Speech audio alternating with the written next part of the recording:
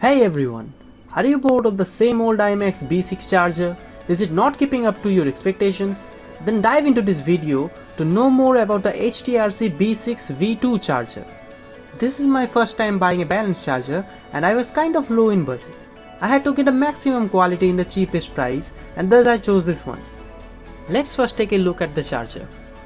As you can see, there is a protective film attached in front of the display which I can peel pretty easily.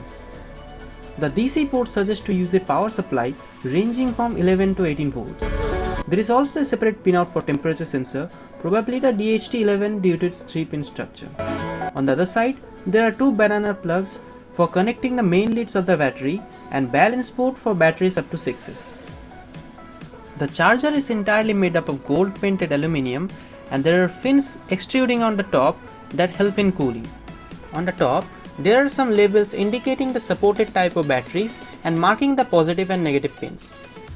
The charger also comes with 4 types of cables that can be linked with each other so that any kind of battery can be charged.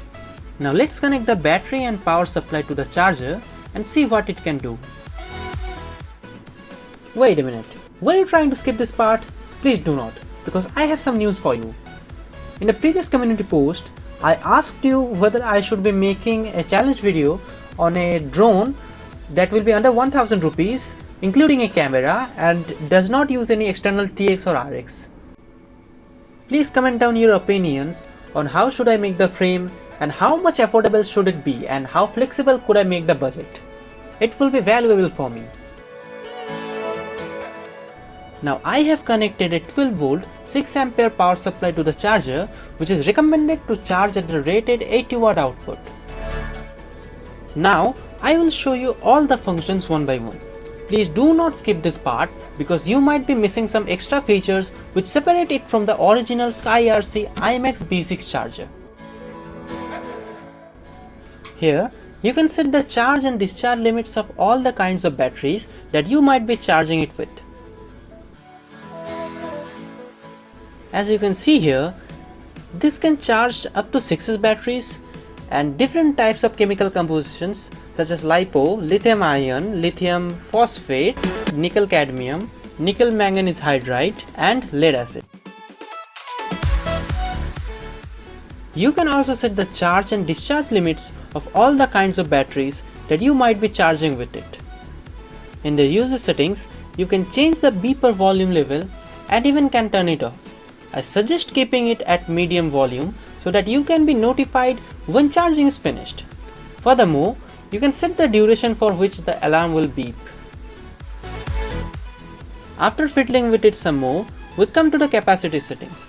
I generally keep this 100 mAh higher than my battery capacity to compensate for any undercharge. In the safety timer settings, you can set the duration for which the charger will charge. I have kept it 60 minutes in case battery is not fully charged in 60 minutes, which is rare, and the charger will stop charging to make sure the battery is alright. The charger also has an option to set the output power level. I really like this option since the older IMAX B6 were only 60 watt and were very slow in charging. For example, I charged my 2200 3S Lipo in 40 minutes with 2.2 ampere charge current, whereas the old IMAX B6 would have taken an hour or more for that.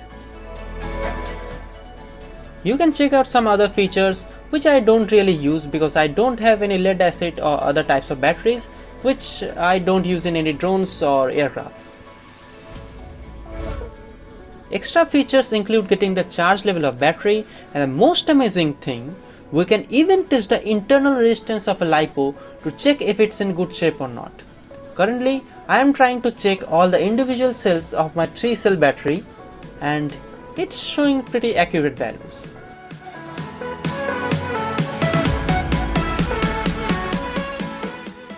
Now here comes the internal resistance part. Once I press enter, it will be measuring the internal resistance of all the individual cells in that battery. After quite a while, we will see that measuring is completed and we see some pretty good values for a 3-cell battery of that capacity, 6, 6 and 8 ohms. Other features include balance charge and digital power.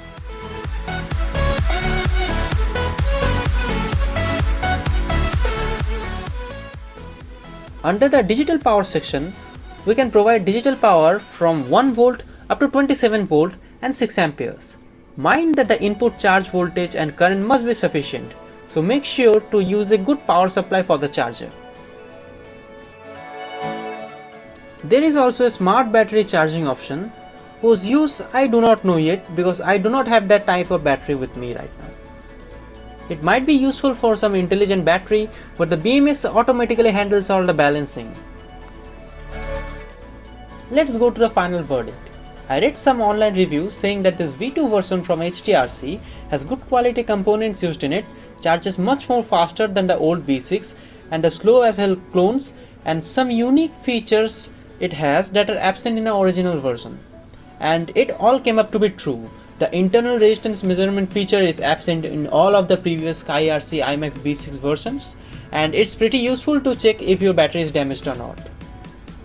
This charger is really worth the price tag it comes with. The price I got it at is 2200 rupees. I know that there are better options available at higher prices, but for majority of the people, their budget is very tight and they want the best bang for the buck.